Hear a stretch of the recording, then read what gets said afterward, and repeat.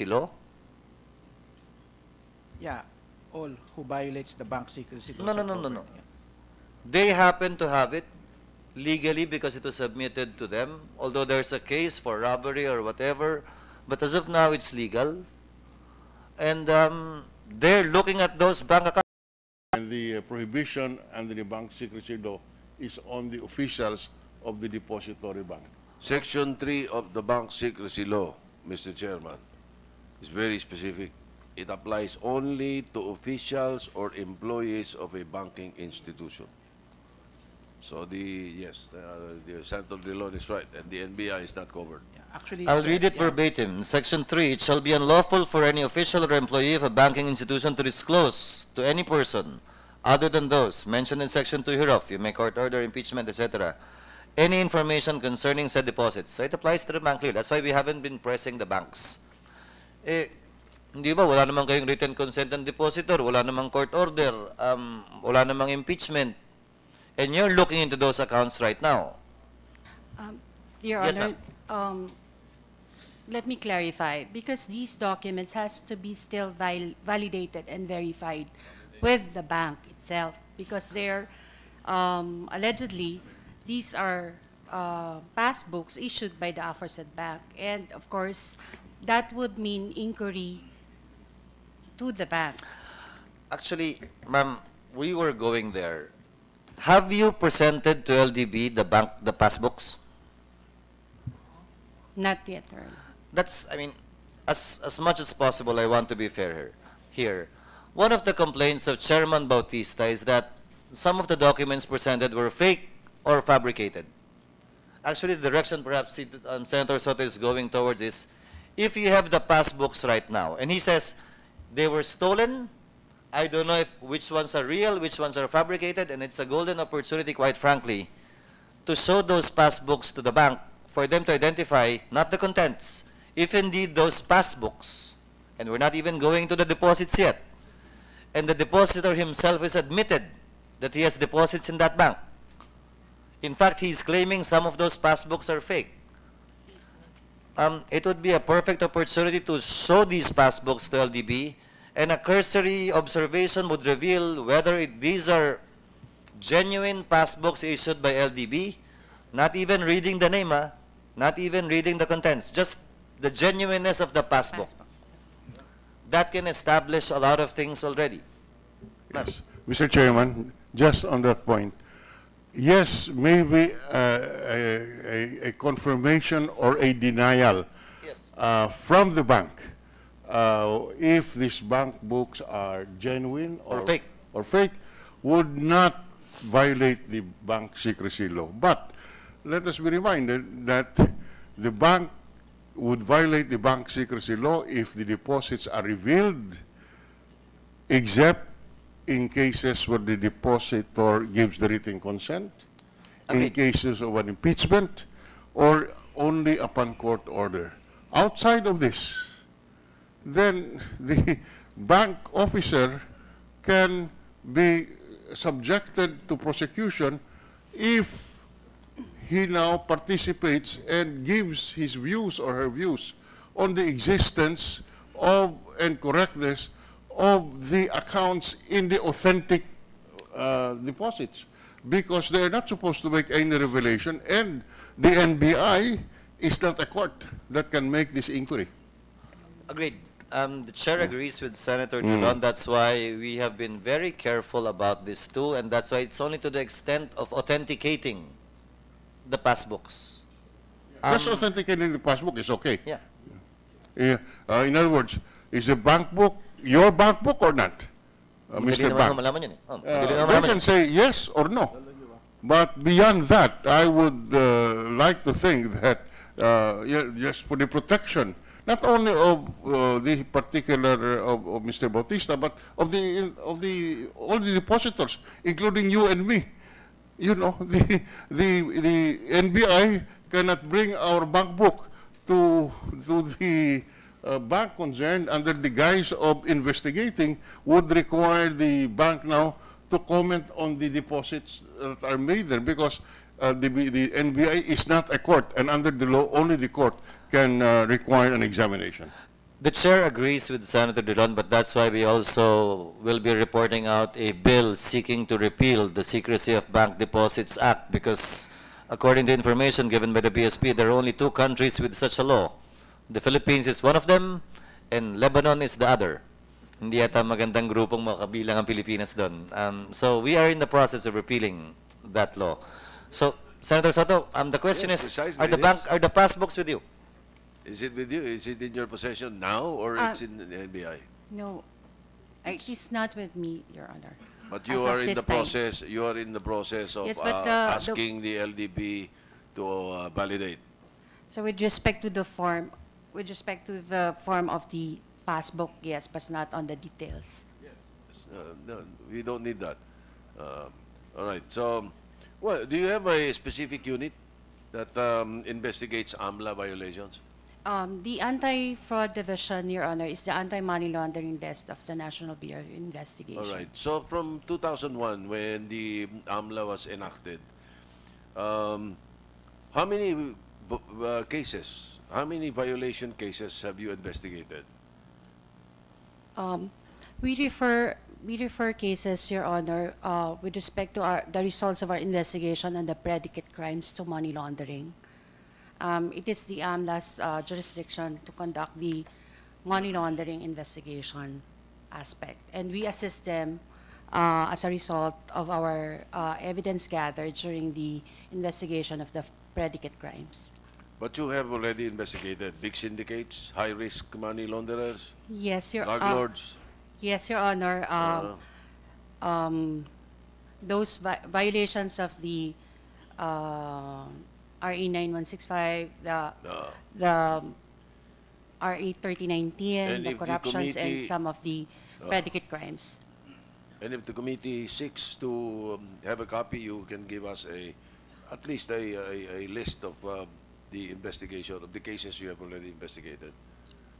The ones we referred, Your Honor, to Yes. AMLC, Your Honor. All right. Thank you, Mr.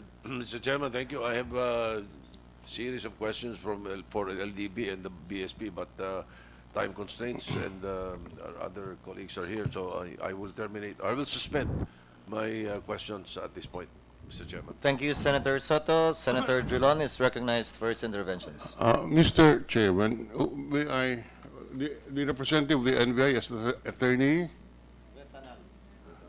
Retanal. Retanal, okay.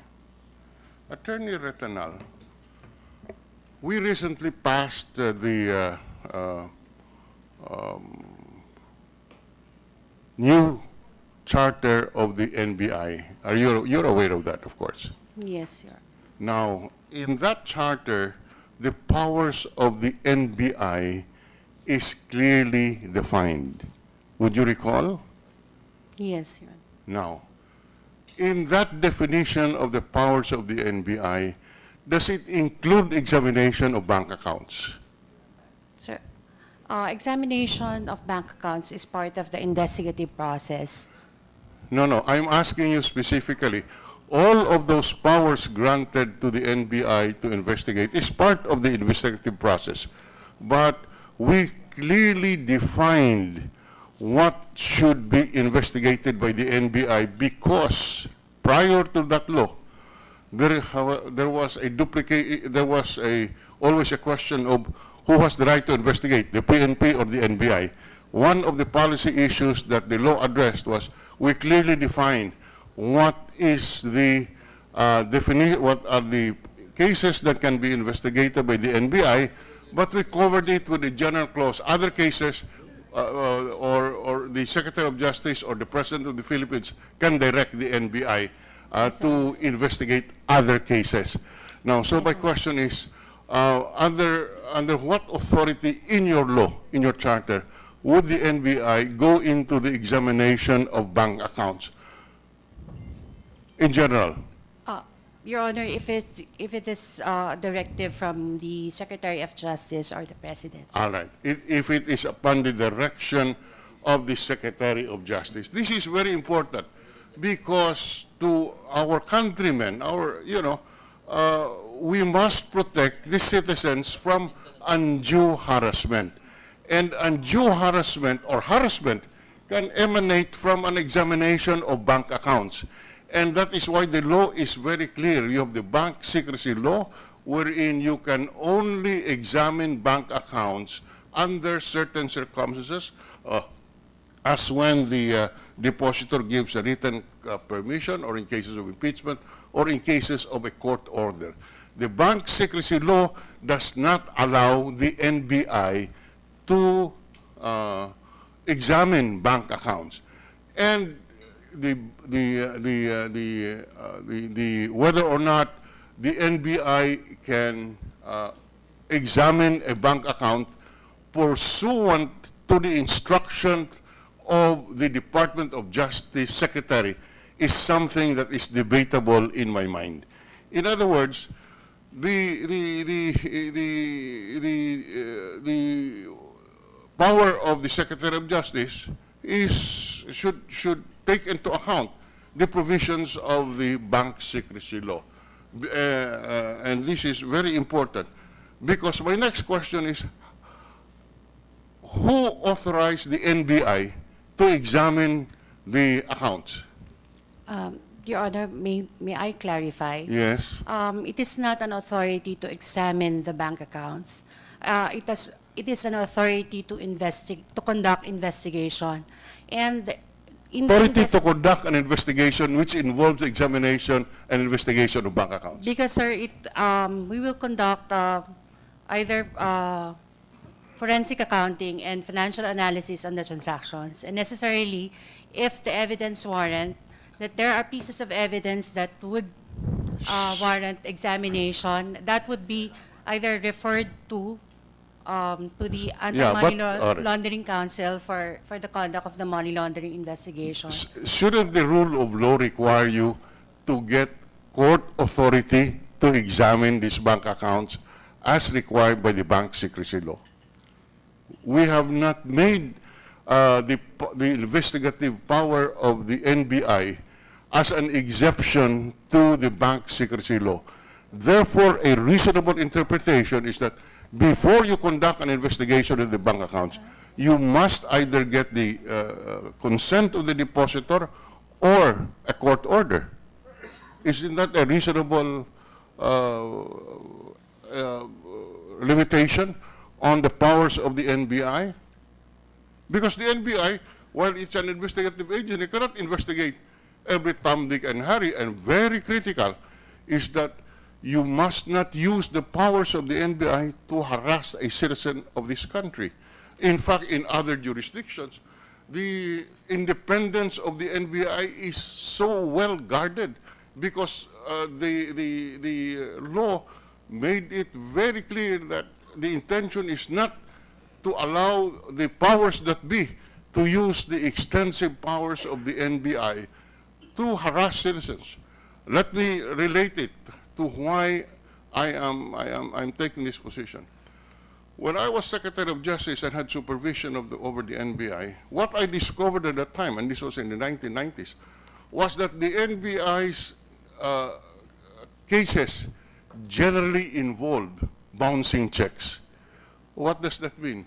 The NBI was being used as a collection agency by the creditors who refused to go to court or who does not want to go to court would go to the NBI, use the powers of the NBI to harass one who is perceived as a debtor. That is why I was very active, and I think I authored the law, which redefined the jurisdiction of the NBI very clearly. Not because of anything, but number one, in order to clearly distinguish the NBI's investigatory power from that of the Philippine National Police, and number two, so that the NBI's power being attached to a political department and a political appointee, being under the supervision of a political appointee, cannot be used as a ground, cannot be used to harass the ordinary citizen.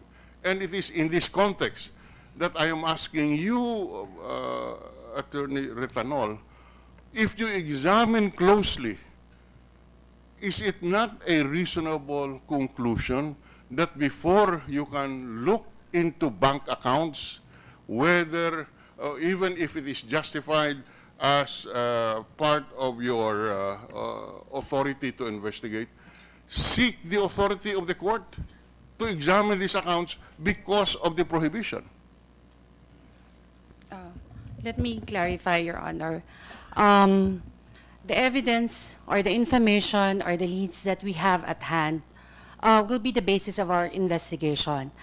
It doesn't necessarily mean that we are examining, because when you mean examine, all the transactions, the entries in the transactions entered into with that particular account is part of the examination or inquiry to the account. The NBI is not conducting that in that manner.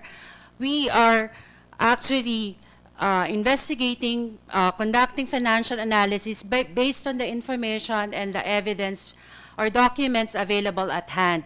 We are not inquiring into the banks or examining the actual details of that particular account, because as I said, in the principle of thoroughness and legality, we have to comply with that, and that in doing so, we have to validate and verify. We don't take the statements of a complainant, like in the case of one a creditor harassing a debtor, because we have to examine the complainant himself. We don't take their statements hook, line, and sinker, because what we are protecting is that we should not be used as a tool for harassing individuals, because we respect their rights. Compañera, number one, it's very obvious that the limits of your investigation in the present circumstance and in the circumstances probably in the other cases, you are saying it is in our discretion. Because you are trying to make a distinction, you say you are investigating but not examining. I cannot see the distinction. You are investigating but not examining. Let me make it very clear. I am not saying that you should not investigate. I am not saying that you should not examine. I am not saying that. Because here, you were authorized and you were instructed by the Secretary of Justice to investigate. So that is consistent with the law. Whether or not it's motivated by something else is not for us to examine. Just on the surface and on paper, you are indeed authorized to conduct. What I am just saying is that insofar as the examination or investigation of the bank accounts, you should seek an authority from the court, because that is what the bank secrecy law provides. Seek an authority. I am not saying you should stop. I am just saying comply with the bank secrecy deposits law, which says that you get a court authority. Because if you do not do that, if the NBI does not do that, let me put on record that you could be violating the bank secrecy law. Your distinction that we are not examining, but we are just investigating, is a distinction which a reasonable mind will not accept as valid. And I will repeat, we are not asking you to stop your investigation, even if there could be other motives, especially that it does not fall squarely within the powers, within the scope of the authority of the NBI, but you are authorized because of the directive of a political officer of this administration, the Secretary of Justice. But in order that we follow the rule of law, I would strongly suggest that to protect yourselves against charges of violating the bank secrecy law, which do not include the NBI investigation as an exempt transaction, you get an authority from the court. Thank you, Mr. Chairman. Thank you, Senator Julan. Picking up from that point, ma'am, you're examining pieces of documents submitted to you by Mrs. Bautista, which includes passbooks, among others. Yes, Your Honor. So when you say you're investigating you're looking at the passbooks, right? I mean, Yes. you are, of course. Yes, You're sir. doing a financial analysis. Now, I think the line will be crossed, Manong Frank, when they obligate, order, or coerce the bank to answer whatever questions they may have without securing first a court order to that effect. But given that the documentary evidence are with them, nothing prevents them from looking at it and analyzing it. I take an opposite view. Even if the documents are with you, even if you They cannot look at it. even if you look at it, you just look at it and keep your opinion to yourself before acting on that, because the bank secrecy law requires you to get the permission of the court before you make an inquiry into the bank deposits. I hope Manong Frank will support my bill to repeal the secrecy of bank deposits, because clearly, without making any conclusion, sometimes it is used as a refuge to hide certain violations of the law or corrupt activities that have been done in the past. And we have encountered this even in previous cases or impeachment cases. And at the proper time, we will be presenting that bill on the floor. I And agree, Mr. President. I will support you on that. But we must balance it with the policy consideration that this power to inquire into bank deposits should not be used to harass, how do you call that? Should not be used to harass, even I can use politically exposed persons exposed to the administration. Indeed, there are competing interests here, because on the other hand, while it should not be used to harass, as you have pointed out, on the other hand, hindi rin tamang gamitin na sangkalan o paldang pagtataguan ng sinuman, lalo na kung may ginawa siyang kamalian o pagkakamali. Tama pa yan. There must be a balance. At ang masakit din po, Senator Dillon, kung sakasakali, not necessarily applicable to this case, ninakaw na nga yung pera, gusto pang kumita ng interes, sobrang naman na yata. Yun, kung ninakaw mo, tago mo sa kama, baka nakawin, baka masunog, pero hindi na dapat pakitain pa ng interes at protektado siya ng bank secrecy law. Tama po yan, sir. Kung ninakaw ang pera, dapat walang bank secrecy law. Pero kung wala namang ebidensya na ninakaw, dahilan lang po, sinabi mo, yan ay maraming extrajudicial killings dito sa ating bansa, ayan ay naging basehan para i-examine ang bank account natin. So, as you correctly said, Mr. Chairman, there must be a balance between protecting the interests of the public, as in, kung ninakaw mo yung pera, you should not hide under the bank secrecy law. But kung wala ka namang ginawang masama, dapat naman, right to privacy protects your bank deposits. That's all that we're saying, Mr. Chairman. Thank you, Senator Dillon. Just a few interventions from the chair. May I direct my questions to Mr. Sarmiento? Sir, according to Chairman Bautista, he knows the owners of your bank. In fact, he's quite close to them. And I don't know if you know that personally, but he said that. Nothing wrong with that. Now, my question is with respect to how you now treat a PEP, particularly Chairman Bautista. If the owners know him, or if you know him too, I don't know if you do. Do you know Chairman Bautista personally, sir? No, Mr. Chairman, I don't know him personally. Procedurally, insofar as handling a PEP and exercising enhanced due diligence. Di ba, kung kilala ko yung tao, kaklase ko mula nung college o high school, and I know him to be a man of integrity, I know him to be an honest man, will that suffice or take the place of enhanced due diligence that the bank should be doing on a PEP? Can that take the place? Mr. Chairman, we have the process and in place. So a PEP will go through our process, whether he knows somebody in the bank or whatever. Kasi nung natanong si Chairman Bautista at kinwestiyon siya sa isang pahayag niya kung bakit siya naglagay na napakalaking pera, his deposits alone, if true, would be a substantial percentage of the bank's total demand deposits. Bakit siya maglalagay ng napakalaking pera sa isang bangkong ganyan, ang LDB, na narinig na sa kauna-unahang pagkakataon sa akin, halimbawa. Ang sabi niya, Kasi kilala ko yung may-ari at may tiwala ako. So that was indeed one of his considerations in opening an account with your bank. Straight from his mouth, that's what he said. So the question I'm asking is, would that have given him any benefits, any advantages? Like, kakilala ko nga eh, meaning I can vouch for him. I'm an officer of the bank, I'm the owner of the bank, I will vouch for him. Matino to. That's not enough, right? Under the rules, under BSP rules, under AMLAC rules, that should not be enough. Yes, Mr. Chairman.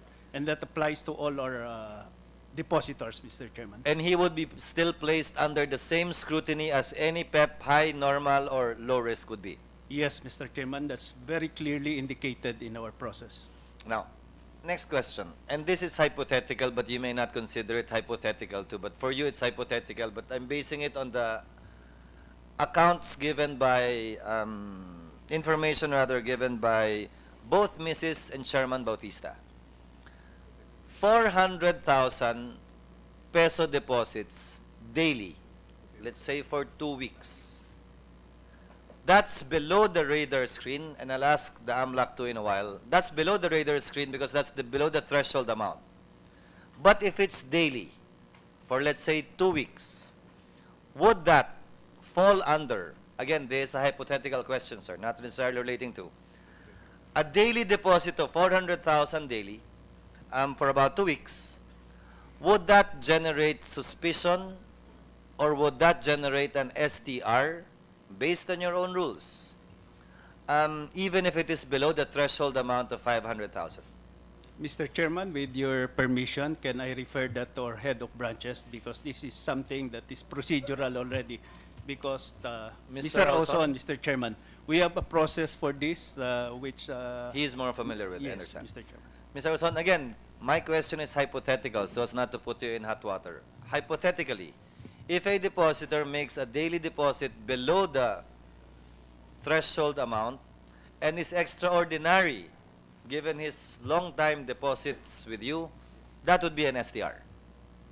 That would generate rather an It STR. may generate the STR, but of course we have to analyze the source of the fund, assuming that the even a PEP, assuming that he is also a businessman at the same time, then as long as we could justify the amount, assuming it's 300 daily, as proceed of the sales for the day of gasoline station, course. then that would not have to be reported as an STR because the nature of the business, Mr. Chairman. Agreed. Not necessarily, but if it's outside the day-to-day business of the depositor, it would generate an STR. Hindi naman siya gasolinahan eh, kunwari. Yes, Mr. Chairman. Thank you, sir. Next, sir.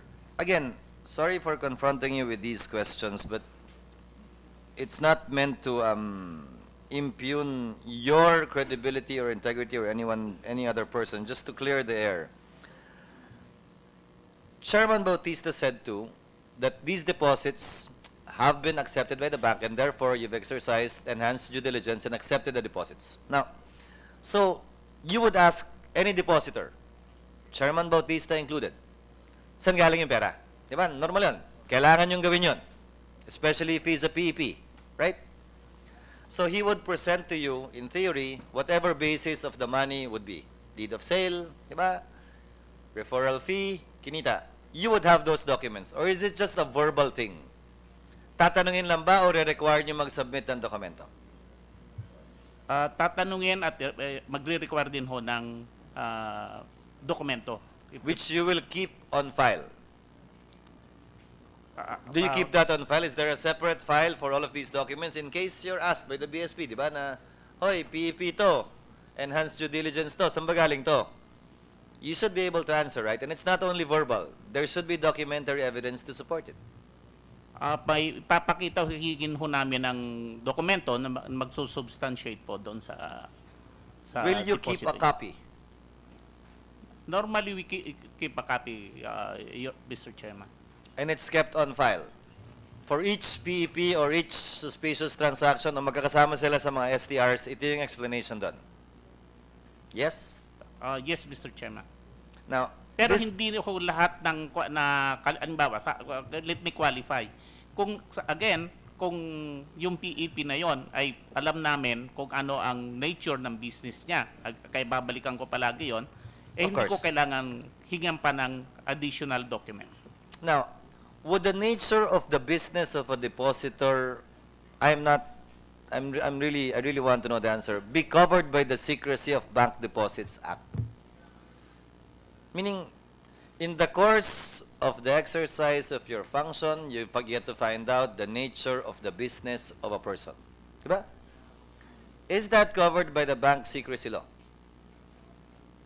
To your mind?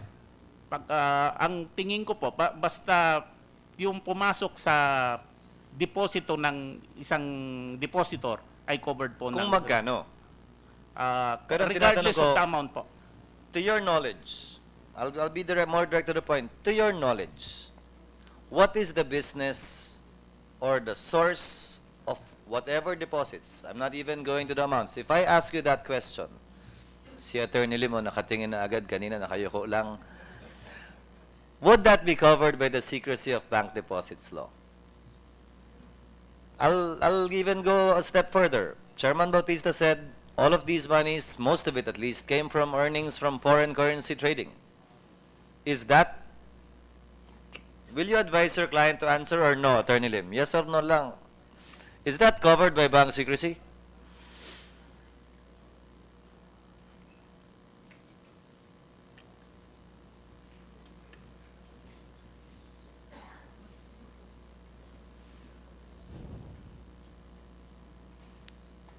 While you're whispering to each other, again, my premise is Chairman Bautista, the depositor himself, admitted that he has deposits with your bank. And as you said earlier, he is a PEP.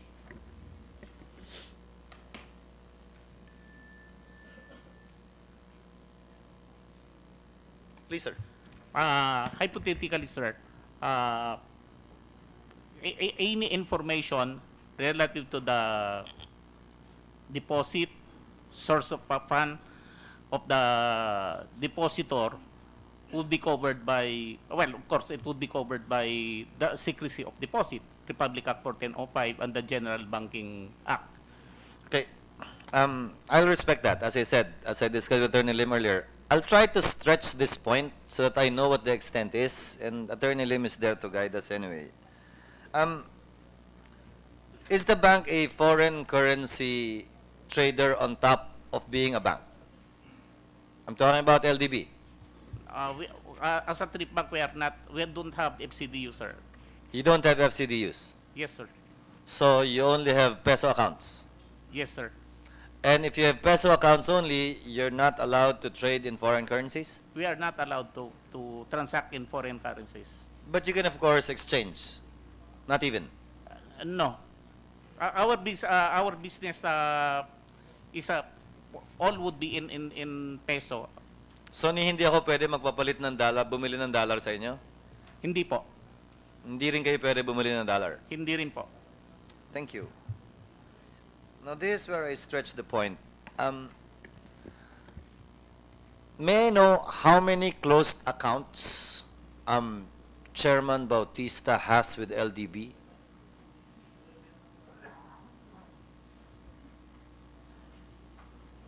I'm sorry, Mr. Chairman, but the question may be covered by Republic Act 1405. Thank you with maybe, because it is a maybe. The Secrecy of Bank Deposits Laws, I'm sure Attorney Lim is familiar with, makes mention of secrecy with respect to all deposits. Right, sir? And how are deposits defined? Please, sir. How are deposits defined? Mr. Chairman, there are two laws that are involved here. The Secrecy of Bank Deposits Law under 1405 And? with respect to deposits. And? The other one is the General Banking Law, particularly Section 55, Which says? which says that no director, officer, employer, or agent of any bank shall, without order of a court of competent jurisdiction, disclose to any unauthorized person any information relative to the funds or properties in the custody of the bank belonging to private individuals, corporations, or any other entity, Mr. Chairman. So we have to contend with two laws, Mr. I agree, Chairman. sir. In fact, in our repeal of the secrecy of bank deposits law, we intend to address that too, including the Yes, FCDU. yes. But, sir, you mentioned again, any and all Any information relative to the funds, Funds. or properties Hmm. in the custody of the bank. So it's much broader than the bank secrecy law, I Your agree, Honor. sir. But a closed account does not contain funds in your custody. Closed na nga, wala nang pondo yun eh. In fact, the PDIC Charter defines deposits to mean an unpaid balance of money received by the bank. Yes. Again, I'm stretching it, sir. Yes. Don't worry, no. It's a theory essentially, but I'm stretching it. If it is a closed account, wala na kayong deposito, wala na kayong funds na hinahawakan. So, even the general banking law pertains to funds or properties in your custody. I am referring to an account that contains no funds. Again, the law is secrecy of bank deposits. And deposits are defined as a fund given to you and held in trust by you in behalf of the depositor. A closed account does not contain any funds anymore. And the law does not say Secrecy of Bank Depositors Act. It speaks of Secrecy of Bank Deposits Act. So it attaches to a particular deposit, not depositor. So, I go back to the question. Is it your position and the position, therefore, of the bank as well, since you're advising them that even if it is a closed account, it's still covered by the secrecy of bank deposits, whether or not the depositor still has an account with you, that's irrelevant. Sir, please. Considering the purposes of the bank secrecy laws, Your Honor, I think that privilege survives the account. In other words, whether or not the account is still open or is closed, then the bank is prohibited and its officers are prohibited to disclose any information with respect to that closed account, Mr. Chairman. Again, that would be a conservative position. I Yes. think in view of the criminal liability that is attached to the violation of the law, Mr. Chairman. We may test that theory, sir. Again, Yes. and it would be a ripe issue to bring up in order to be clarified. Yes, Because Mr. personally, I think it's limited only to existing deposits. Because given the policy reasons behind the bank secrecy law, wala na eh, closed account na eh. Yes. Diba? Ano yung kakatakot po ng depositor? Matagal nang nasara yun eh. What if it's been closed for 20 years? Would it matter? If it was closed yesterday, would it matter? Perhaps. But still, I would take the position that a closed account is no longer covered by the bank secrecy law nor by the provision of the General Banking Act given the absence of funds or deposits in the custody We of the would bank. welcome that interpretation by the court, Mr. Chairman. Kung sakasakaling isasabihin Or nyo, better still, if you can amend the law, because anyway, that is within your power. we intend to repeal it, sir. Yes. No worries, and I have the support of the minority leader already. Now, on the part of the NBI, ma'am, what documents can you turn over to us that you're comfortable with? Let me confer, Your Honor, with Patricia Bautista. And she said she's willing to give the copies of the documents. Mr. Chairman, Manong Frank? it does not depend on Mrs. Bautista. I was about to go there. It depends upon how we interpret the law as to whether it is within your authority, Madam NBI, to examine and look into these accounts without authority of the court. I keep on emphasizing that. You can investigate, but seek the prior approval of the court. Because here, you already made a statement, for example, that I'll check what you exactly said. You said that you confirmed or you went into an examination that there were PCGG accounts in the Luzon Development Bank? Your Honor, because of our research... I'm sorry? Because We do not examine the accounts because what was provided initially were the account numbers. So- and then we made the research based on the account numbers. You made an examination of the bank account numbers. No, Your Honor. What did you do? We confer these bank account numbers and as historical analysis with respect to this position, the position of the subject who entered the government service in 2010. We then confer with the PCGG regarding for any possible transactions entered into by then Chair Bautista. And then we were to confirm with the financial analysis based on his salaries and other documents like purchase vouchers, we were able to make a research that accounts were opened in behalf of the sequestered companies or surrendered companies, which are already closed as of this time. And then we compared it with the account number listed in the affidavit, and based on the sequence, we made the determination that because the bank accounts of the sequestered companies were opened sometime in 2012 until it was closed in 2016. Okay. That's why we made an analysis on the Luzon Development Bank demand deposits. Initially, a scrutiny that because there's a substantial increase in their deposit liabilities in the years 2012, 2013, and 2014. And those accounts were existing during that time. Yes. And with respect to the amount deposited by the sequestered companies, it would deem substantial. Yes. And You it will call make a that, difference. I'm sorry. Yes, we examined, sir, the closed account of the sequestered company initially, so Yeah. that we can make an analysis with respect to the deposits made to the Luzon Development Bank. It is quite obvious that you are undertaking an examination of a bank deposit. And let me repeat to the point of being redundant. We are not saying that you cannot do this. What we are saying is take the conservative approach, get a court authority to examine this account, because that is what is provided in the bank secrecy law. Certainly, you can look at these accounts as part of your examination, but the bank secrecy law requires you to get a prior authorization from the bank. In fact, the Anti-Money Laundering Council, before they examine bank accounts, they go to court, seek an authority to examine, and at the same time freeze if necessary.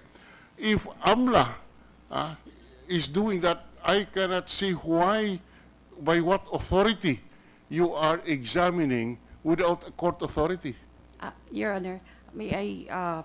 Just asking you to be more careful, because your investigation of the bank accounts can lead you into violations of the law and can put you into trouble. And the evidence that you can gather may be tainted or may be objected to when it gets to court. And therefore, what I'm advising you is get a court authority so that you can strengthen your case. And that applies not only in the case of Mr. Bautista, let me emphasize, but in all cases similarly situated. All citizens who are similarly situated would be protected by what we have stated in the law insofar as the bank secrecy deposits are concerned. Yes, Your Honor. That's why we are careful in our investigative process with respect to the bank accounts enumerated in the affidavit. That's why we went out of that particular accounts, and then we tried to verify with the other government agency with respect to the historical analysis on the financial aspect. That's why right now there is an impending request for a waiver on the part of the sequestered companies with respect to the inquiry and examination on their bank accounts. Because without that waiver, you cannot do so. look into those accounts. Yes. Even, yes, that just confirms our position that if you do not get that waiver, in order to perform your job, get a court authority. Because it is not, the waiver is on the will of the depositor. And if you do not get that waiver, in order that you can continue your investigation, get a court order. In the absence of a waiver or a court order, I am afraid that that your effort may go to naught. That's Yes, Your Honor. That's why it is still very early for us to make a conclusion on the matter because it is just we have been authorized only for about 2 weeks. Did you also request a waiver from Chairman Bautista? Only the sequestered banks. Only to the officers of the sequestered and surrendered companies at first. Because it would entail a lot of examination to be done. I think Senator Dulon would agree with me that clearly the bank secrecy law poses a big hindrance. Malaking hadlang yung bank secrecy law at ang tanging paraan para malampasan yon. Even on the part of the banks, I'm sure they would be more than willing to answer a lot of our questions. Maliwanag na kailangan ng court order, impeachment case, o mag-waive yung depositor. At hinihiling ko siguro, nakikiusap ako kay Chairman Bautista sa pool ng kanyang mga kamag-anak para magkaroon ng malayang investigasyon at nang makapagbigay ng mga angkop na kasagutan at nang hindi nagmumukhang parang ayaw sumagot o may tinatago o nagtatago yung bangko, na magbigay siya ng waiver.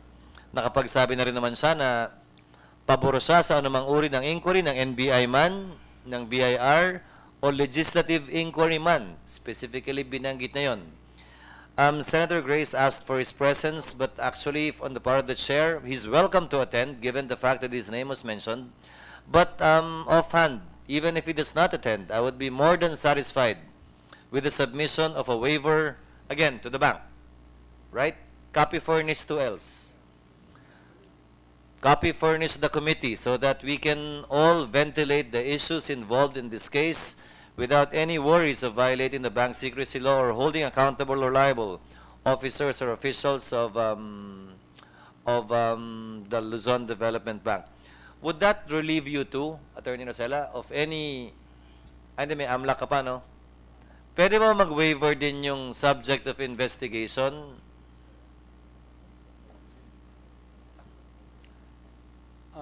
Criminal liability, Mr. Chair. And, No, if he says, I waive my rights insofar as the AMLAC investigation is concerned, you reveal it to a, you can even specify, to the legislative inquiry or to the NBI. Is that possible?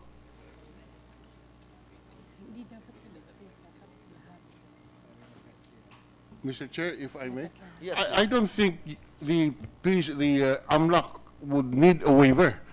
By law, where there is a predicate crime, the AMLC can examine. No, but for them to answer specific questions about their findings because they're prohibited or barred from sharing your findings, Well, right? they are not a depositor. Not Mr. by virtue of the bank secrecy No, I'm law, sorry, but by not, virtue of the AMLAC. they're not a depository bank. The So- bank secrecy would apply to depository banks. So, insofar, I don't see the use of waiver. Can you for share the- your findings with us? by virtue of the bank secrecy waiver, Mr. Chair, I believe we can already share the findings. If there's a waiver. Again, I urge and call on Chairman Bautista to do so para naman hindi malagay sa alanganin yung mga opisyal ng bangko at hindi sila masyado mahirapan. At nang hindi na rin mahirapan sumagot, si Attorney Lim kaka-advise sa kaniyang mga kliyente. With that, may I ask the NBI rep to kindly, if whatever clearance you want to get, kindly get it and return to us in the next hearing with respect to what only you can divulge. Kung sino man ang papaalaman mo, but at the end of the day, you will be accountable to us, not whoever you will ask. On the part of the Luzon Development Bank, I perfectly understand where you're coming from. Again, no insinuations of wrongdoing, and we hope that your client, your depositor, will indeed give you that waiver to free your hands so that you would be more free to speak and discuss with us these specifics with a view to enabling us to amending the law and hopefully plugging all the loopholes that there may be in the AMLC, in the AMLAC law. Tulad ng pangako ko, hindi tayo abutin ng lunch. With the permission of Senator Dillon. The hearing... Yes, ma'am. You want to say something, Attorney Retanal? Your Honor, Hindi tayo abutin ng alauna dyan, ha? yes, Your Honor. Yes, Because ma'am. there are also other financial institutions that are involved in this case. Like... Like other banks like Banco de Oro, RCBC, HSBC. As soon as we get that waiver, we will so invite them perhaps. But absent the waiver, we'll just face the same brick wall we're faced with right now. But we will try, unless we can pass the law immediately, repealing it. But we will do so. We will include them as well, ma'am. But I think it's best that we get that waiver first from him. And I hope he would be more than willing to do that, as he has enunciated and stated in media. Thank you very much, ma'am. Thank you, Senator Dillon. Thank you to our invited guests. And as promised, we will end before lunch. As I understand, some of you have previous engagements, and I do too. Before we adjourn, with the permission of Senator Dillon, Chair would like to take up just one bill. Senate Bill number 1495, filed by Senator Aquino, and the Chair hereby directs the Secretary to consolidate this with similar bills on the subject matter, particularly on the repeal of the Secrecy of Bank Deposits Law, to be consolidated with Senate Bill number 47, 115, 196, and 1124. So ordered. There being no other matters, Chair hereby declares that the hearing of the Committee on Banks is suspended. Maraming salamat po at magandang hapon sa inyong lahat.